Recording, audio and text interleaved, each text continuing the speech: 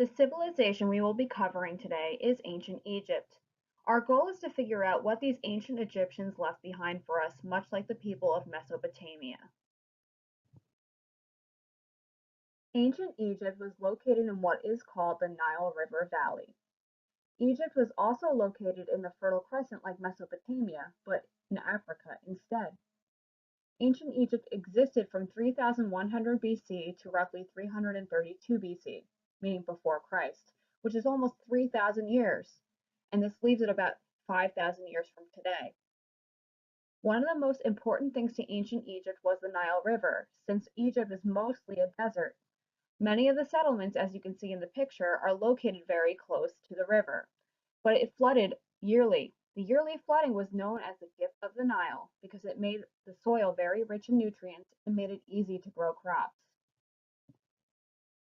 Just like in Mesopotamia, Egypt created a surplus of food, so populations were able to grow into large cities. This means they needed extra food.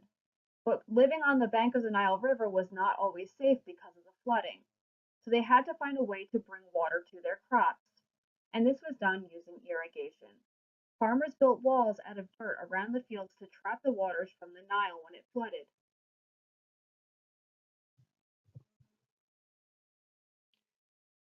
The growth of large cities led to the development of kingdoms led by a pharaoh, and his family would rule for many years.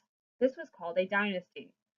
Very early on in ancient Egypt's history, it was split into two separate kingdoms and later unified by Pharaoh Narmer.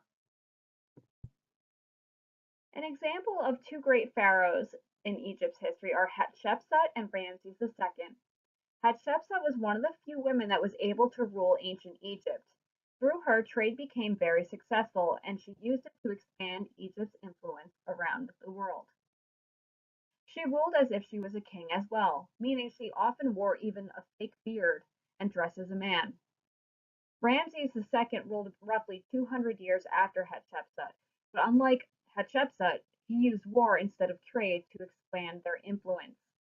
He was also responsible for having more monuments built than any other pharaoh.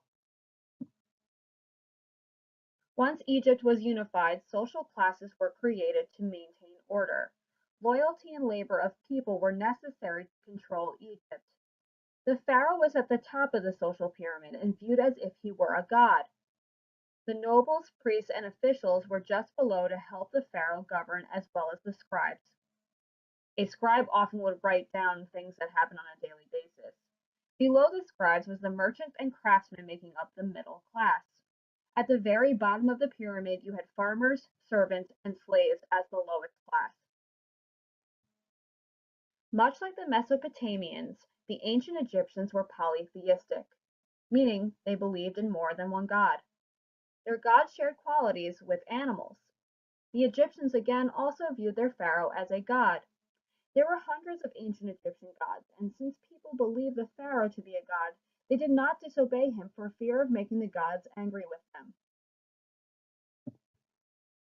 One of the most interesting things about ancient Egypt and the Egyptians was their belief in preserving the dead. The Egyptians believed in the afterlife or life after death. If they lived a good life, they would enter the afterlife. In order to prepare the bodies after death for afterlife, they went through a process called mummification.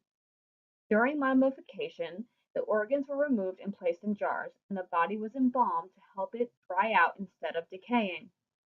The Egyptians preserved their bodies by using mummification and would be buried in the desert with many of their belongings as well as riches. That way, once they entered the afterlife, they would have all their belongings and their body still remaining with them.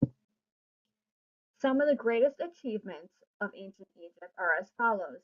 First, they created hieroglyphic writing. It was their way of writing down their stories.